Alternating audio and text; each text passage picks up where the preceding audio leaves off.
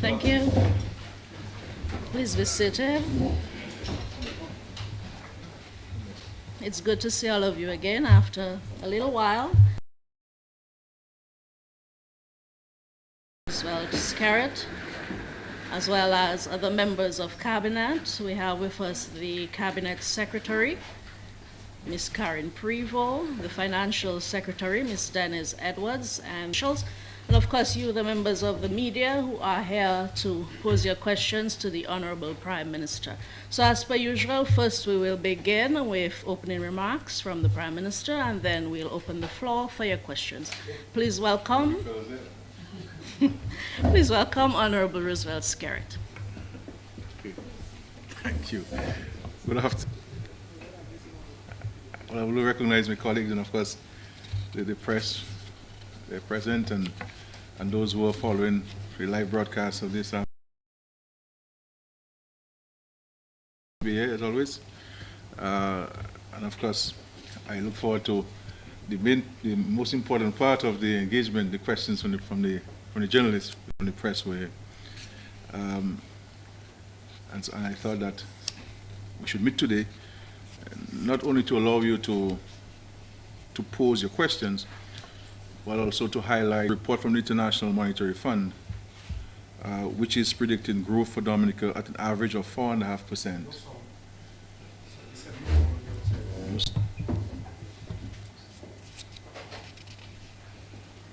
It's on.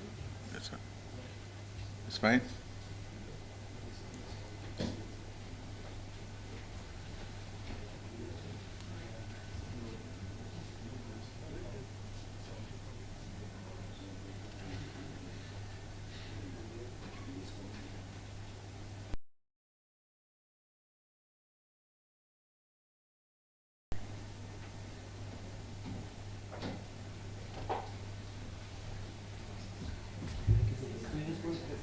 It's okay?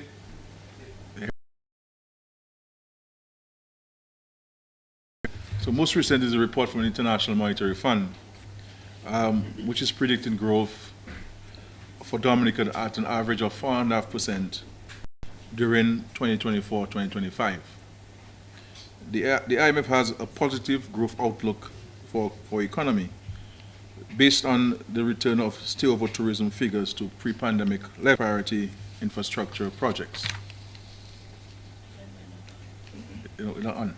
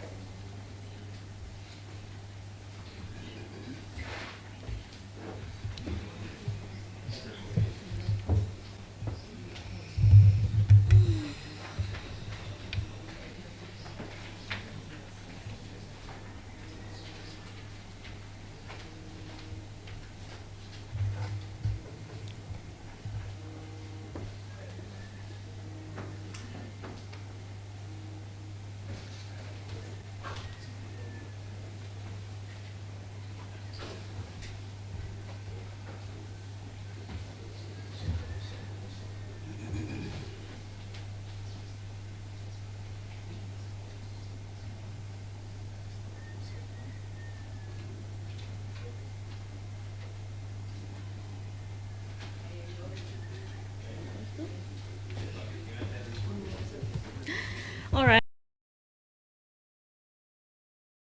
We do apologize for this obvious mishap in our audio. I've just gotten the indication that we are in fact on, and obviously there were salutations in the start, but we don't have to go through that again. As usual, the Prime Minister will make opening remarks, and then he will take questions from the media. Thank you for your patience, and we now invite the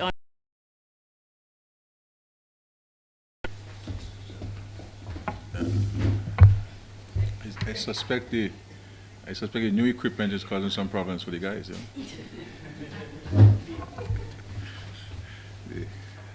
I look forward to taking your questions this afternoon on the issues you deem relevant to the people of Dominica.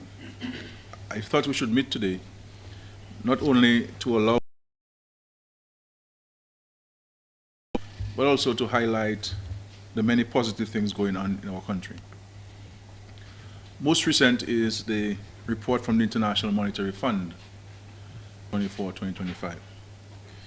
The IMF has a positive growth outlook for our economy based on the return of stayover tourism figures to the pre-levels, several expansion initiatives in agriculture, and our significant progress with priority infrastructure projects. The IMF forecast in 2024-2025, supported by our imminent transition to geothermal production, the ongoing international airport project, hotel projects which will expand. I also want to highlight a most hopeful section of the IMF report, which said that inflation fell from its 2022 peak of 9.7% to 2% concerns about the price of goods and the impact of imported inflation due to various world events on our price structure. 25, numbers dropping from 9.7% to 2.3% at the end of 2023. The challenges with regards to elevated public debt, a tight fiscal space, but said public debt is set to decline based on the government's conscientious efforts to consolidate and boost public finances. The IMF commended the government of Dominica for to decrease spending, citing a decline in the public wage bill. Like the IMF, we have long acknowledged the from an uncertain global environment, as well as the potential negative impacts of climate change.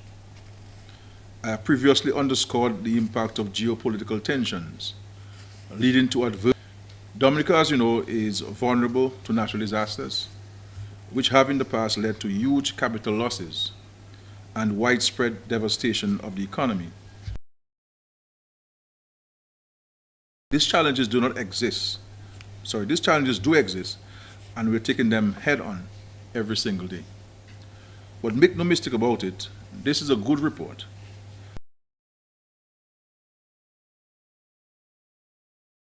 Our economy since 2015 is making strides towards a real sustainable growth and recovery. The IMF has ambitious measures to protect ourselves against disaster risk and broaden the revenue base, including the implementation of investment projects with high economic thermal, the hotels, the extension of Douglas Childs Airport, and the cable car. And we can talk a bit more about this because there's a lot we can be proud of. And is making. In respect to the international airport, work is progressing rapidly with a significant number of Dominicans currently engaged on the project. Economic landscape, providing direct employment for skilled and capable citizens, as well as indirect opportunities for farmers, fishermen, taxi operators, vendors.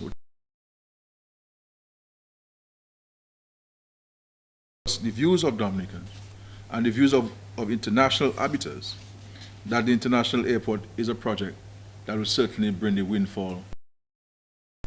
More people come in, more consumption. More consumption means more tax revenue and more benefits to the people of our country.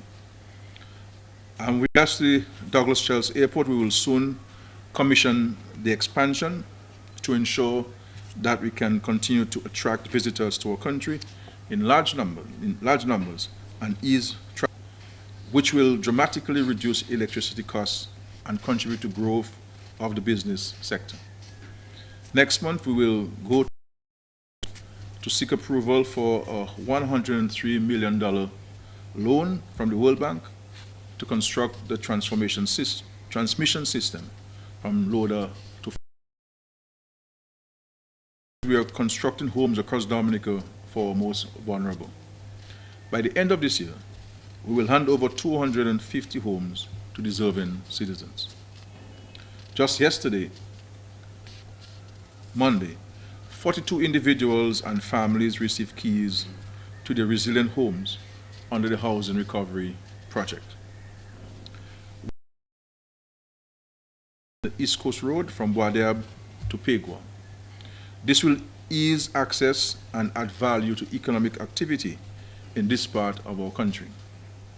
Soon, we will spend $1 million on the Lube to Bacatel Road, literally opening up new pathways to economic development in the south of Dominica. We have recognized the urgent need to build food security structure, livestock farming, all to empower our farmers to produce more and increase their incomes from their farms. Very soon, we will also equip systems to help increase the production of vegetables in our country. 6 schools will be under construction throughout the course of this year to enhance the accommodation sector and take tourism to new heights. I know there has been concern about outstanding tuition fees for our. In the past months, we have honored our commitment to our students and continue to service our outstanding commitments and debts to those universities. At one particular university, we have taken our bill from U.S. care of our students and ensure they can earn the degree. The hope is that they return to Dominica to assist in our development. With all of these initiatives, what we need is the support of the Dominican people. I make a special appeal to our citizens to join this process of development for our people. We must move away from the persistent attitude of doom and gloom. We cannot make meaningful progress if we insist on highlighting only the challenges. How can I contribute to the development of this country? How can I help my community move forward? How can I improve my personal and that of my family? The choice lies with each of you. Let us be more productive. Let us display greater love for our country by pooling our talents, our resources, our skills to build our patrimony. I also want to give you a quick preview of the 20th anniversary of the establishment of diplomatic ties between Dominica and China. I will lead a delegation to the People's Republic of China this week.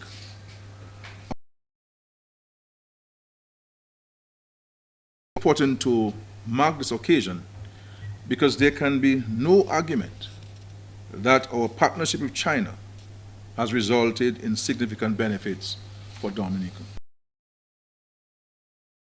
Of Dominica, we see the tangible investments in health, agriculture, education, and infrastructural development.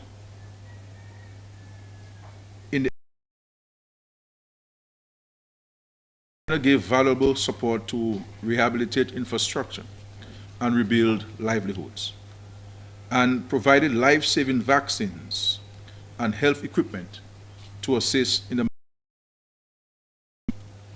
So China has been good to Dominica, and I look forward to the opportunity to convey our gratitude to the leadership of China in the next few days.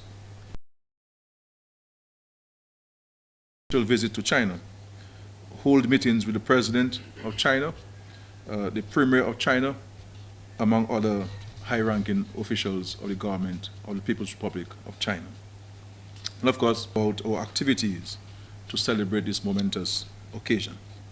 I will pause now at this moment to allow the media to ask questions of myself. Thank you very much. Thank you.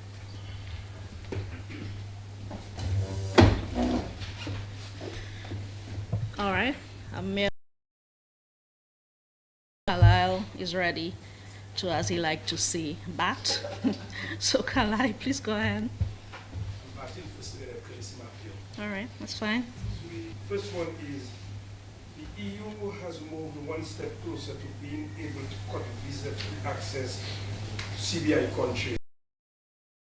Would like to find out of what concern is that for Dominica and how is that going to impact Dominica? That is the first question. My next one is an issue dealing with LIACs. You know, LIAC has officially gone into liquidation, and which has also affected Dominica. We know that a number of Dominicans were employed out of that. And when will the Dominicans and the other persons who needs to be paid, when will they be paid as it relates to have an issue with issuance of passports? At one time, everything seemed to have been flowing very well. All of a sudden, there seems to be a lull in the issuance of passports. Can you give us some update on that, please? Thank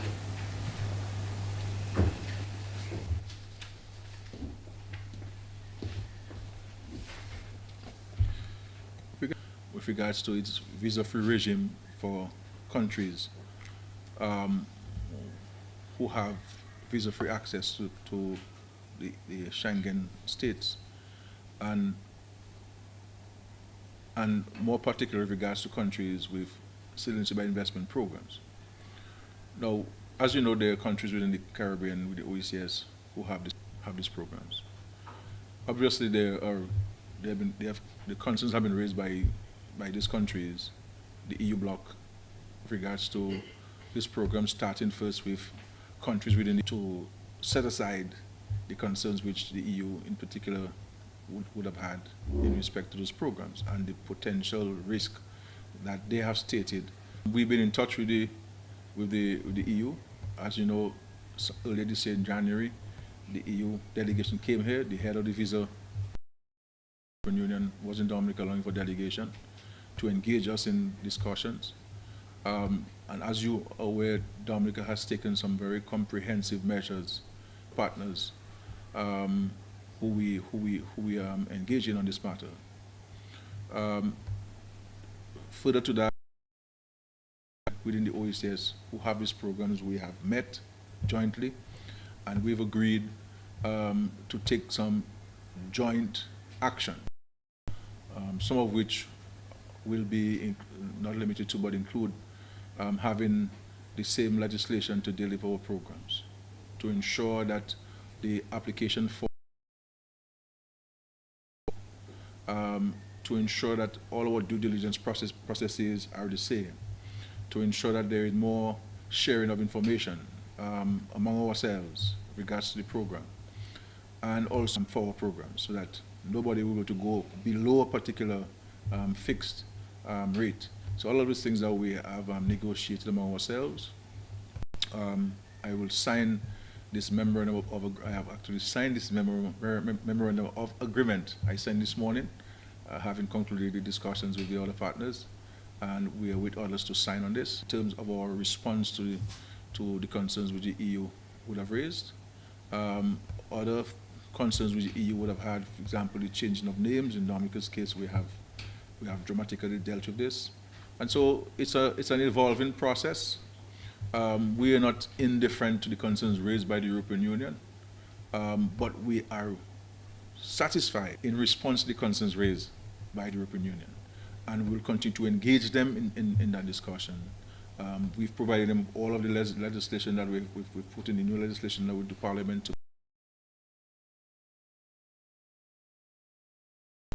And so it's an evolving process, and we'll continue to engage them on this. We are still awaiting from them, following their visit to Dominica, in respect to additional actions which we have to take. So we're waiting that proposal from them. So we've always maintained that the program is important to compromise the integrity of our program or compromise the security of any of our partners. And so we're very strident in respect to this. So really is in response to concerns raised by their own citizens and their own governments, and to put systems in place to ensure that their concerns can be alleviated or set aside in full. So we're mindful of this, and we'll continue to act and act decisively. Appreciates how important this program is to us in the OECS as an important source of development assistance, as an important source of non-tax revenue, an important source of foreign direct investments. And in Dominica's case, it can't be more apparent in terms of the positive impact that the CBI has had and continues to have on the way of life of every single citizen in Dominica. With regards to LIAT 2020, as I've said before, we are prepared to play our part as a government, as a country, in any effort towards improving air travel within the Caribbean. And if we go back to contemporary times, Kali, you will recall that we invested in LIAT 1974 Limited. And as a matter of fact, when we invested then, we were heavily criticized for investing in LIAT 1974 Limited because people felt that we were investing in a failed company, in a company that was losing money, and we were just throwing good money at old. And I indicated to the country then, to those critics, if LIAT doesn't fly for one day in the Caribbean, we're in trouble. And if it doesn't fly at all, we're in real deep trouble. I would have preferred that my words were not profound. But this came to pass, and we have seen the dramatic impact on air travel in the Caribbean. Because for all of the countries in the Caribbean, all with no exception, regional tourism is either number one or number two. To these countries. And while we appreciate the investments with Inter-Caribbean and we applaud them and Caribbean Airlines and Win Air, but there's still a gap because of the absence of LIAT. And therefore we have to work towards filling that gap if we're to get back to our pre-LIAT is really one of public good. This is like pipe-borne water to a community. You'll never be able to charge people the rates that you ought to charge them to pay your bills. You understand that the provision of water to citizens is paramount from a sanitation standpoint, sanitary standpoint, from a number of standpoints. You'll never be able to charge people. This is why in countries like ours, it's difficult for a private sector entity to own a water company.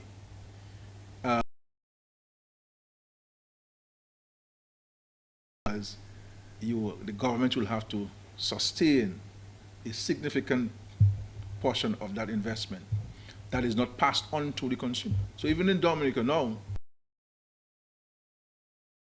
because water is a public good. Now the question is, how long can you continue to subsidize water? Should people not be paying a little more? To ask what the rate should be, because we have to make sure that whatever increase you give to the OASCO, that is not for them to spend or to buy new things and other things at the expense of the. So in respect to LIAT and so on, whatever outfits we're prepared to support and invest, because it is so crucial for economies, for us to have played. My view, my personal view, and I think that's the view of many people, because air travel in the Caribbean is a public good, you must have some kind of government in. Fares are going to be extremely high. The airlines will not fly into certain destinations at particular times because it may make no economic sense for them to flying money, and therefore you will find that many islands will suffer because at particular times it make no sense flying into those countries. In respect to now, because we had placed a period where you had to transition from the old passports to the new passports, rushed and they used up all the passports which we would have programmed for a longer period of time. And you have that. And then the agreement which we had with Canadian Banknote of the renegotiation of the agreement, and the agreement hadn't been signed, it still hasn't been signed, right? We're still waiting for them to get back to us. But outside of that agreement, we books, what they call them the passport, they call them books.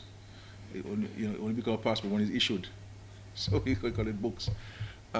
So we have been able to get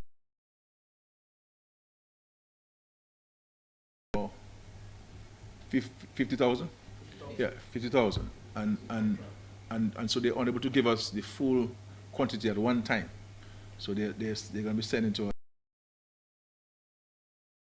We have some books, and so we're issuing passports. But there was a challenge earlier this month, an unfortunate challenge. But I think as the days go by, we're overcoming that challenge. And we have cleared all of the points in the agreement. We're now waiting on them to clear the points. But I think we're making good progress from their end. And I'm hoping that in the next few days we can sign this agreement. And then this issue we have will be the prevailing issue. The prevailing issue is that obviously the guys want to secure the next contract for the next years. We hadn't done that. And if you it was compounded and so on. So we have been able to address this thing and separate the issues. You understand? Separate it, because there are two components to the agreement. One, the provision of the books, and secondly, the border security machines where you have to read the passports. And so the first contract, we make a requisition for books, we pay you. That is separate from the equipment consideration, because there are other details. The software and the hardware that they provide to us and so forth, so that we do not complicate things as they will, and that we have a simplified, accept this and understand that that may be the better way to go. And so I think we're well on our way to overcome what challenges existed yesterday. Prime Minister Skerrit, good afternoon to you. Curtis Murphy from EBS Radio. The first question is,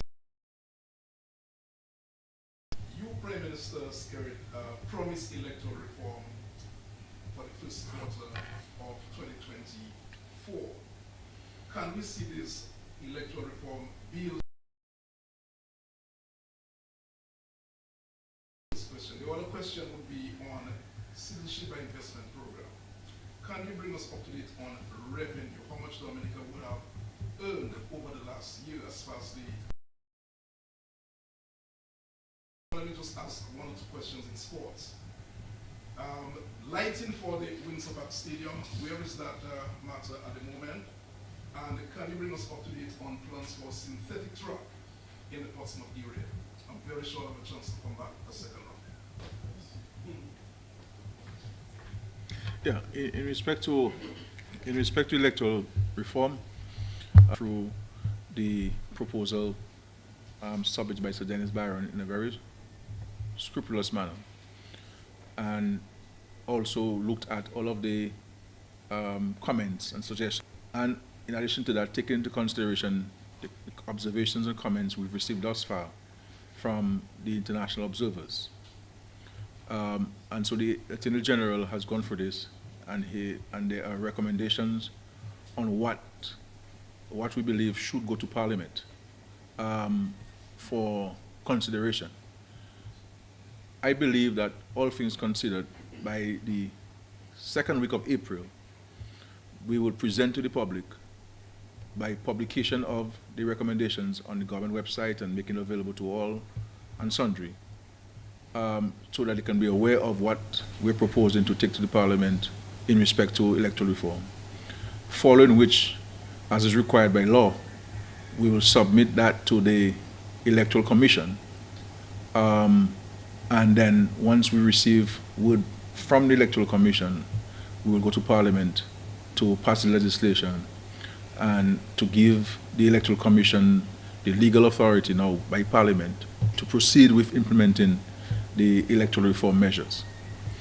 In addition to that, we will ensure that the necessary budgetary allocations will be made in this upcoming budget to allow for the Electoral Commission to have the resources to implement the electoral reform measures.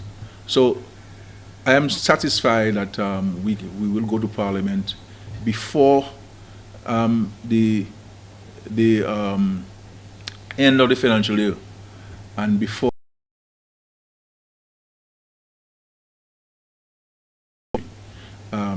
it's important that we move ahead with it. My hope and prayer is that those persons who say they want electoral reform and that they are genuinely interested in electoral reform will understand we have to go, we have to move, and move with implementing those things. There are other issues that in the Sir Dennis Barron report which have implications for the Constitution insofar as constitutional amendments. Our view is that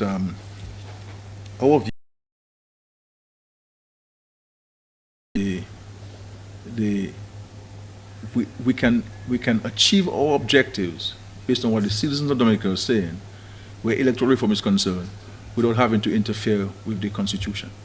The Constitution which requires you to go for a referendum for me. And do we need any referendum, any constitutional reform to effect the national ID card and to do the or the confirmation of voters in the voters list and to allow political parties to have access to DBS radio during the election campaign. So that, so I think that there are 5, 6 points that I wish we can advance, that I believe that if we're all genuinely interested in the electoral reform, that we can achieve our objectives and address the concerns that Dominic. And so that's the timeline we're looking at, by the second week of April, to make it available, what we're proposing, the draft legislation and so forth, because even in this, recognize that some of the provisions would be in violation of the Constitution. So I must commend the Attorney General and the other team members who went through this in a very, very detailed manner, that the legislation is accurate and it satisfies the concerns of the people, etc., etc., etc. But rest assured, in this country, Roosevelt Skerrit as Prime Minister absolutely want electoral reform, and I absolutely want it to be dealt with once and for all, and I absolutely want it to go before the budget and to get this out of the way, and let us focus on equally important things that are affecting the people of Dominica. And so my hope and prayer is that those who want it, you say you want it, one is being to bring about electoral reform in Dominica. Nothing. I'm going with it. And I'm going to go with it full blast. Full blast to pass legislation. This foolishness has to stop. This game playing we have to stop in the country. And I will not tolerate it where electoral reform is concerned. Okay? And so we'll be the judge of those who say they want do not want it. Though I suspect that some who say they want it don't want it, but that's a matter for them. In respect to CBI funds for this year, well, of us year ends on June 30th. So we'll have to wait for the accounts to be prepared for this financial year, which will end on June 30th. But I'm being advised by the Financial Secretary that for the last financial year, $38,931. from the CBI funds, from the CBI program, that would have been invested in Dominica for various projects and government operations. So that's where we are. Lighting of the Windsor Park, as you know, well, the last I got from the Ministry of Sports is that we continue to engage the supplier of sports can advise the cabinet on the contractual amounts and engagement, so that we can implement the lights at the stadium, which is so crucial for us hosting, especially night games and so on, night matches. So we're still committed to this, and we'll have more time as opposed to the shorter period of time which we would have had if we had to host so we're committed to this. The synthetic track, I believe that because we engage in the Athletic Association and the DOC, we've been both very helpful. I want to come and also Mr. Doctorow of the DOC will be working very closely with us. They have gotten commitment for some funding. I think it's a matter for us now to finalize the land issues. I think if I want to be transparent, I think on our end, I think we were complicating. Sometimes we want too much at one time, rather than let us do the track and let us do some more shows, and then we'll take it there.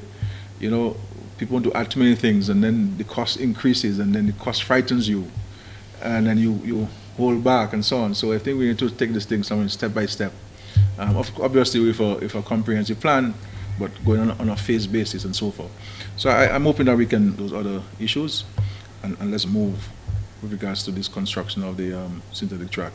The venue remains the same? Yeah, the only logical venue is in Portsmouth area, because it's drier there, the waterlogged in terms of too much moisture in the soil, it's not advisable. So based on what the experts are saying, down there in Portsmouth would be there and so forth. And the whole issue of diversifying the investments and not having everything congested in one locality would certainly assist. But please. Kiwana, BS Radio, Prime Minister's Spirit. Given the recent This is where? From where? PBS, though? Okay. given the recent escalation of the instability in Haiti, could you provide some insights?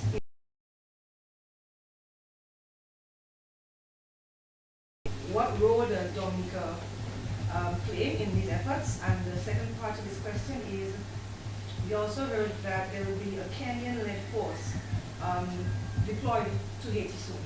How soon do you expect this force to be on island? Yeah.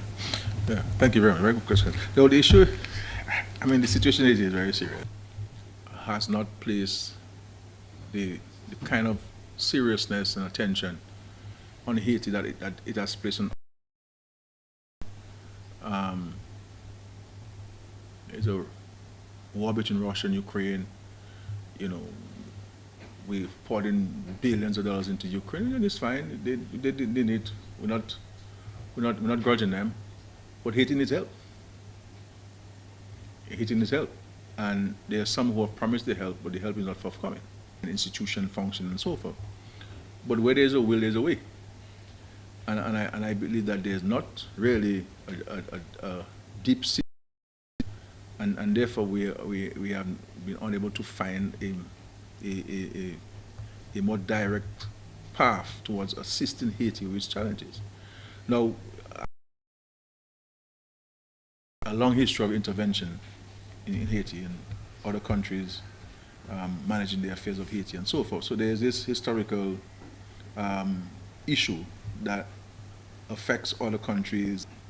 From the CARICOM standpoint, what we have sought to do is to seek to lead the way in working with the Haitian people, in putting them together or getting them to understand that they need to define a Haitian-led solution to Haiti's situation. So what we've been doing is to provide the logistical support, the guidance, the encouragement, And we've met with all of the actors in Haiti, political parties, church leaders, the business community, civil society, former prime ministers, former presidents, former ministers, you name it. I have spent more time on Haiti than I spent on Dominican issues. You know, and providing.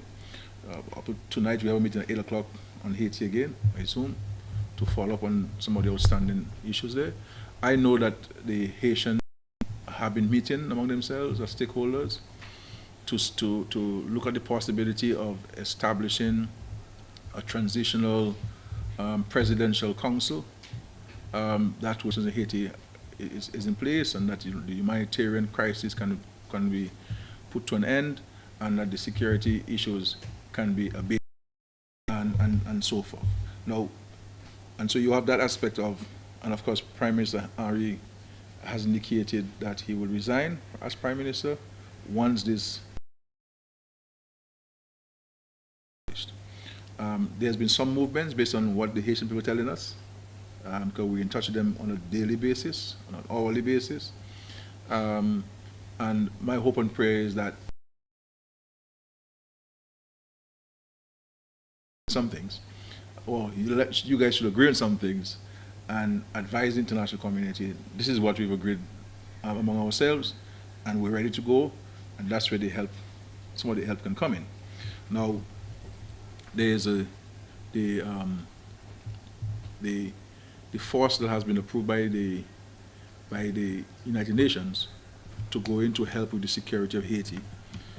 Kenya has indicated that they will provide 1,000 police officers, and they will be essentially leading the forces going in. There are other Caribbean countries that are offered military personnel to join the Kenyan forces. But I believe that people are waiting for the transitional presidential council to put in place before they come in. And so the security forces won't come in, I suspect, based on what we know, unless this council is put in place and a prime minister has been declared and a prime minister has been appointed, and so that one can have the authority to speak and to take action and so forth.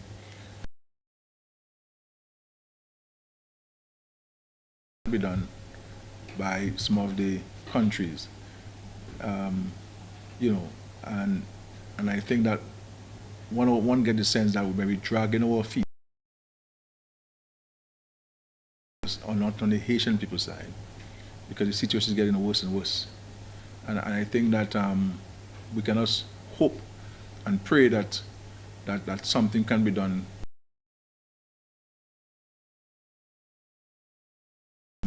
So by tonight, my suggestion to CARICOM is that we should convene another meeting that similar to what we convened in Jamaica, with all of the French, CARICOM, Brazil, and others, to assess, because it's over a week now since we met in Jamaica, and to assess where we are and what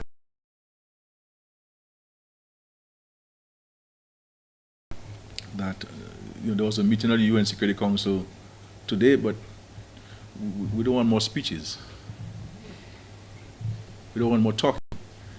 And Haitian people need money, and they need all the help that they can get to restore their lives and livelihoods, and to allow people to go back to normal living. But from the standpoint, as a student of history and knowing the contribution of Haiti to our humanity, we all owe it to the Haitian people. That we have to do all that we can to ensure that they get the help that they deserve and they need at this time. Yeah.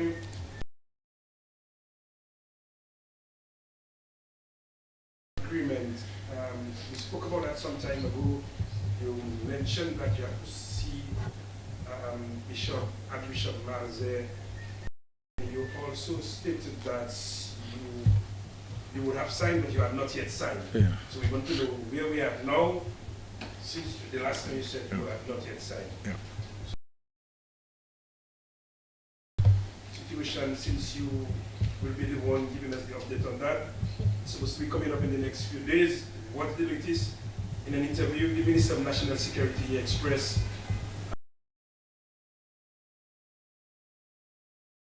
that the present acting chief did or is doing at this point in time. So I suspect that would be a green light to continue.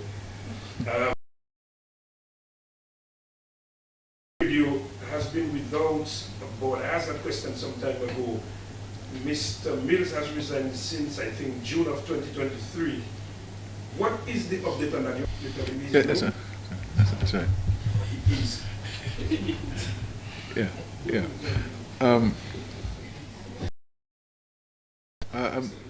Can I only issue DBS? Can I is technically correct? Yeah. The law speaks to the Prime Minister direction. The Prime Minister can, in fact, assign the day-to-day oversight of DBS radio to any minister, and that is with the Minister for Information. So, but in respect to the appointment of the manager of DBS, general manager of DBS, and the law is very specific in respect who has the authority to appoint. I did not show up for work but the board continues to function. I think we just need to reappoint a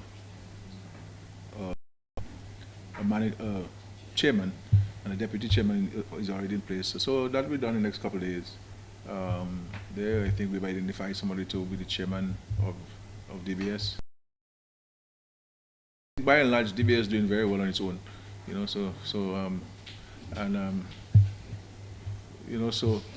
they pay their bills on their own, and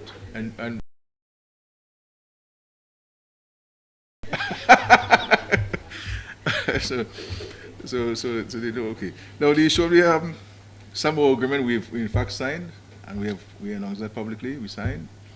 I think out of place. I don't think that they don't have a point, because sometimes the language in these documents can give you different or different readings. You understand? But I would say that I don't believe that what they say that it intends to achieve, it will not achieve. The European Union has a particular view about things, and they would like us to agree with them on these things. But obviously we don't agree with them on those things. And so it's a matter of finding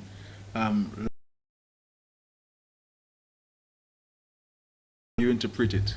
You may, if you want either of the extremes of the continuum, you may have a different interpretation of this thing. But I don't think the agreement will cause any harm in a particular direction that people think that the document wants us to go. I think overall it's a good document, it's a good agreement, and so forth, and it was necessary for Dominica to sign it for a number of reasons, which I will not spend time speaking to. So we've in fact signed the agreement. I think we did about 2 weeks ago. Acting police chief, I would need to advise the president before I can say anything to the public. And so once the president would have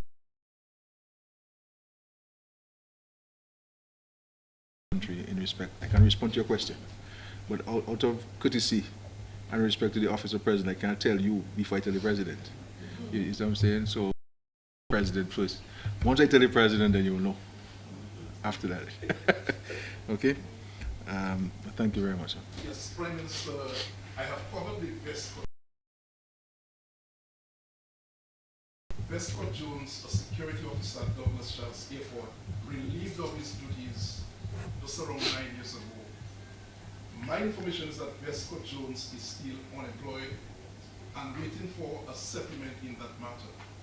Can you bring us up to date based on the information you have? What is the latest to do with Westcott Jones? And why don't Westcott Jones? I was well over 22 years ago. That story has been around for the last 22 years. What is, you have intervened, by the way, Prime Minister, security have intervened in that matter to bring a sort of settlement to the Dominica Air and Civil Authority and the stevedores and longshoremen. What is the very latest as far as you're concerned? Thank you, brother. Yeah. Well, in fact, met with Mr. Jones sometime last year with an effort for him to seek to intervene again. But I think that's one of the things that he was not in a position to carry those messages. And so that's the matter will remain with the tribunal to determine what is the outcome of this. Regards to the stevedores, as you know, I have met with them a couple of times. Based on my request, they wrote to me making a written suggestion as to settlement to the issue. Now, I just want to make it reiterate publicly that I am using my good offices to seek to find a working solution or outcome to the situation, because the matter is still before a tribunal, and whatever I do is without prejudice to this.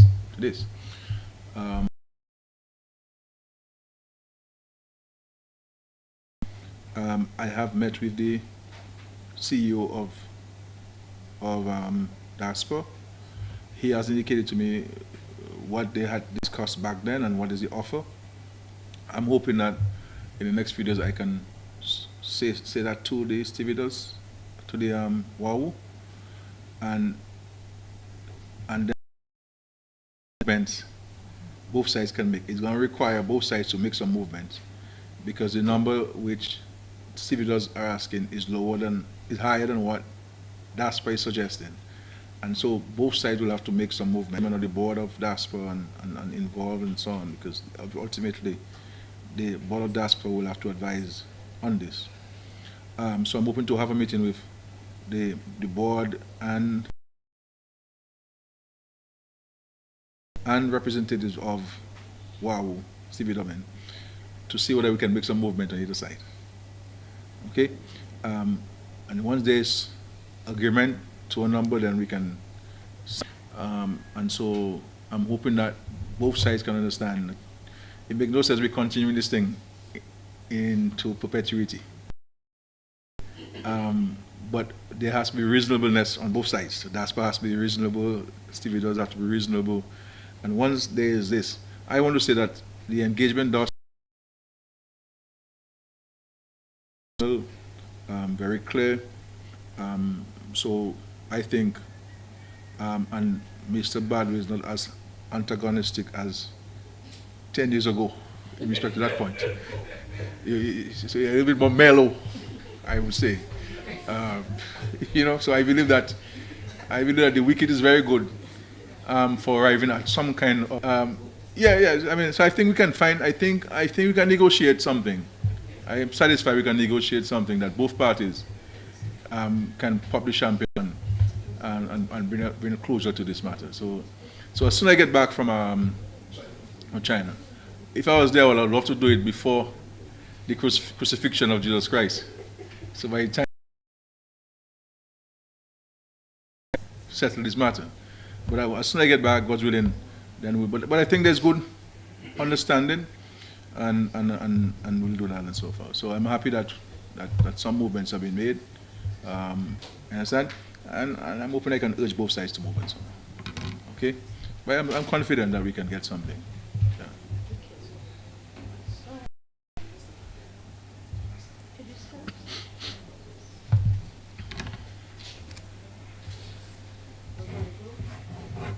Should we expect any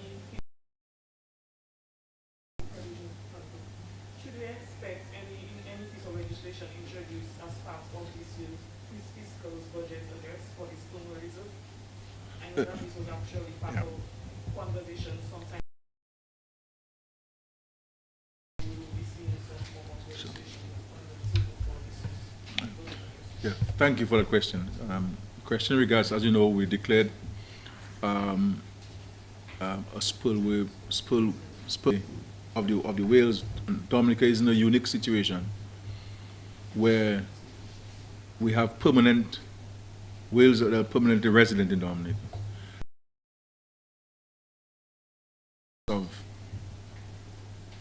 Of business for many people in Dominica and a major attraction to our country. But we have to ensure its future. We have to ensure its protection so that we have to ensure that we protect the whales as far as practically possible. And so the intention of the legislation is to separate from the Fisheries Act, dealing specifically with the reserve and the protection of the whales and issuance of permits for whale watching and for research, etc., etc. So it's a comprehensive piece of legislation. It is in draft form. The last Minister for the Blue Economy, Honorable Defoe, presented to the Cabinet last that the committee was of the view that they should draft the regulations at the same time and take everything to the Parliament. But I disagree with that.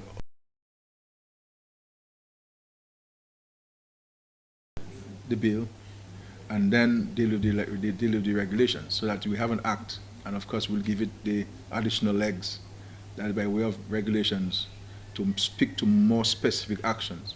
So we have advised that this draft bill should go before the Cabinet Subcommittee on Legal Affairs, so that we can deal with policy issues, and then they will advise the Cabinet of the final draft bill. So we don't have to wait for the budget address. Once it is finalized, we'll go to Parliament to have it passed.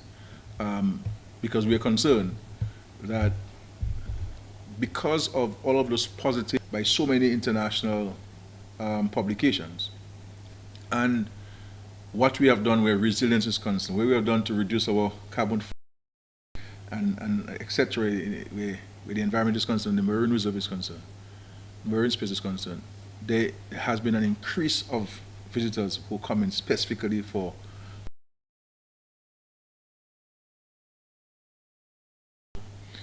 and so the economic opportunities in those areas are increasing.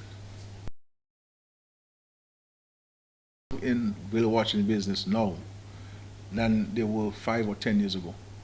And you have more people coming to do research on whales now than we had 10 years ago. And therefore it's important for 5 boats are running after 2 whales at the same time, and stressing the whales, and eventually maybe causing them to legislation is taking all of these things into consideration and ensure that we have a properly regulated, properly protected whale community in Dominica, because the first and foremost is not about and ensuring that we protect its ecosystem, we protect its habitat and its feeding, so that they'll always be with us. Because once we protect the whales and we assure their existence and their survival, then we'll have the opportunity. But we cannot rush to squeeze the opportunities of the whale and in the process kill them, and then tomorrow we have no more whales and then the entire industry or subsector goes away. So the primary focus for us is to protect the whales and ensure that they have the peace of mind in our waters and so forth. So we're well onto this, and I'm hoping that very soon we can finalize the legislation and take it to Parliament and so forth, and then follow through with the regulations.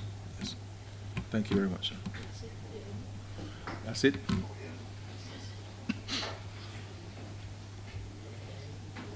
Right, yeah, so that's my final question. I get the impression that we're about to close in a while, that I will have the final say. Prime Minister, out the report from the IMF to her, read out the report from the IMF that I did. And I'm saying that because some people are questioning whether, in fact, with salary negotiations to begin sometime next month, how will that, as far as you're concerned, how will that influence the result? Question, United Workers' Party leader Dr. Thompson Fountain said this week that they are going to convene an economic forum in. He's saying that the government, ministers, and public officers will be invited. Prime Minister, is that a conference that you will attend if you're invited? Yeah.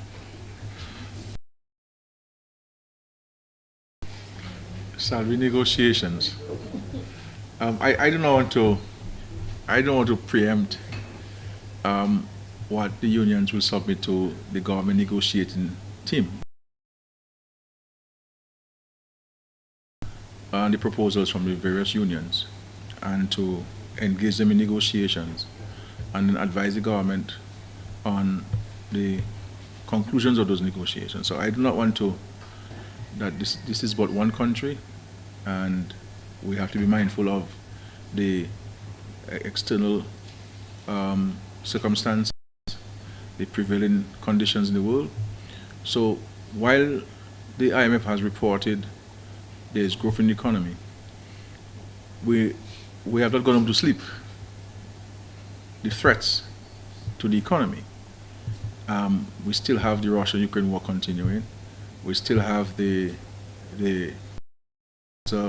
Israeli situation continuing, and we have an upcoming hurricane season, which has been predicted to be, will be. Mindful of those things, and any one of those events can cause you to fall back on all of the efforts that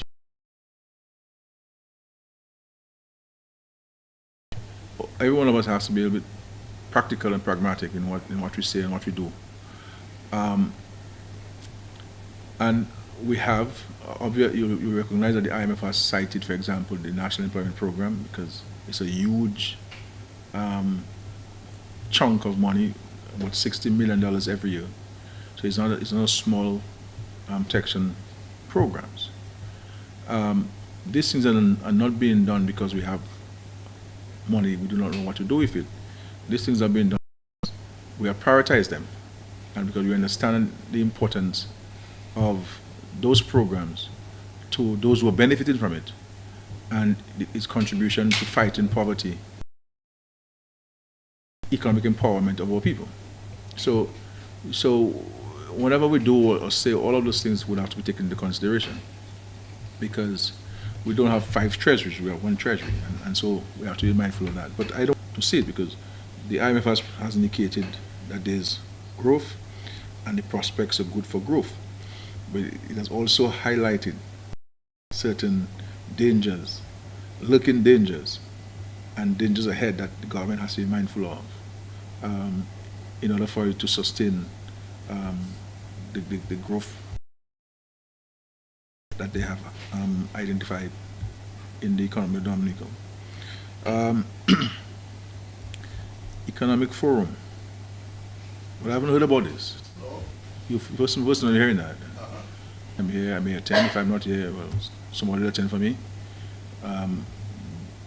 But I don't understand how people are saying that we should do nothing. Because for there to be economic development, you must be doing something. Grow food, start a small business, TV and cartoons. And they're telling you, well, I won't say the other thing in that, that's for another time there. Yes. You see what I'm saying? And men receiving their pension and gratuity there. And then when Thompson comes there on vacation, he spent 1 week in Dominica, and you see what I'm saying? It's better Thompson tell me he wants to be appointed ambassador to South Sudan. And, because if you spend more time in a country, you're a resident in a country, You see what I'm saying? Because where you earning your money, that's where you're a resident,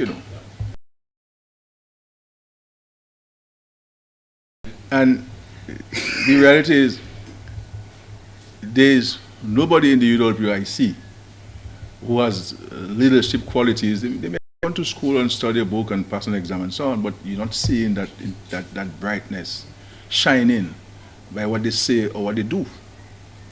And part of the problem is that they are to be buried by their negative expressions. And this is why UWP is not benefiting from the brightness they have around them. because people in them based on hate and envy and jealousy and besmirching the country and so forth. And but I do not. I mean, Dr. Thompson might be a bright fellow, but I don't think he has articulated any profound policy initiatives at any time. So, who are the facilitators? Hector John on education. Earl Williams will call from New York on finance. Who else you have there? Monel on agriculture, animal husbandry. Who else we have there?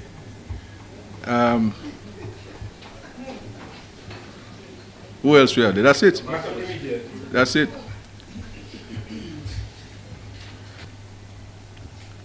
Philosophical and ideological view that a party can think about is do nothing. Then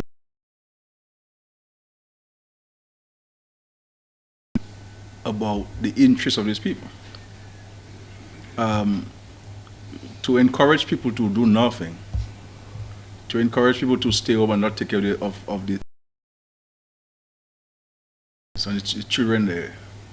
Let's close the infirmary. Let's don't teach our the children. They live on the streets.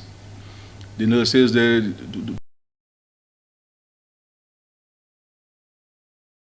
the kind of dangerous things that we're talking about, and shut down the airport, tell the operators to stay home, and tell the civil men don't offload the boats and so forth. So what's the theme of the economic forum?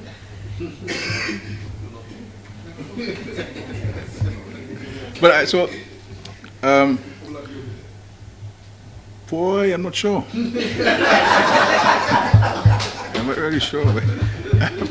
I have so many things to do. I have so many things to do. So many things to do. Okay. But thank you very much, folks. Thank you very much. And we end on this lighter note. Yes, we'll leave that for Good Friday. Good Friday. Okay. But thank you very much, the media. Thanks for your questions. I see you this afternoon, you know. But we appreciate the questions, and I hope my responses satisfy your inquiries and so on. We'll try to give you the information that we have in a transparent way. And I want to empty the glass is half full. And it's left to us now to make a contribution to get it to the brim, so we can have more prosperity for every citizen in Dominica. Thank you very much.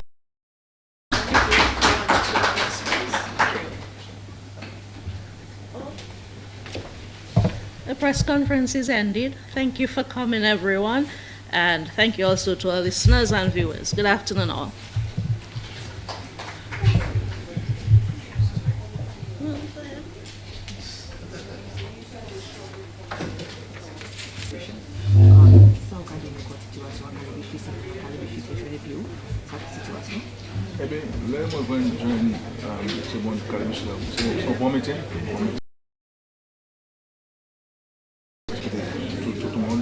Tout le monde, c'est mon atelier, mon traction, il y a un problème.